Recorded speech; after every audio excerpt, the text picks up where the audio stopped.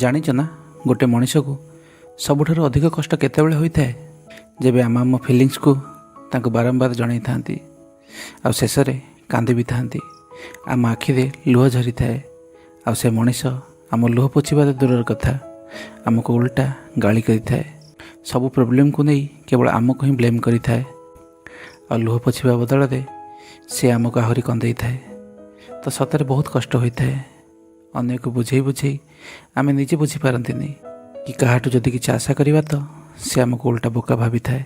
ହଁ, ମୁଁ ଇମୋସନାଲ୍ ହୋଇଯାଏ, ଦରକାରଠୁ ଅଧିକ ସବୁକିଛି ଫିଲ୍ କରିଥାଏ। ଯଦି ବୁଝିପାରୁନ ତ ହୃଦୟକୁ କଷ୍ଟ ବି ଦିଅନି। ଯଦି ମୋ ହାତରେ ଥାନ୍ତା କି ମୁଁ ମୋର ଇମୋସନକୁ କଣ୍ଟ୍ରୋଲ କରିପାରିଥାନ୍ତି ତ ମୁଁ ଦୁନିଆର ସବୁଠୁ ପଥର ହୃଦୟ ମଣିଷ ହୋଇଥାନ୍ତି।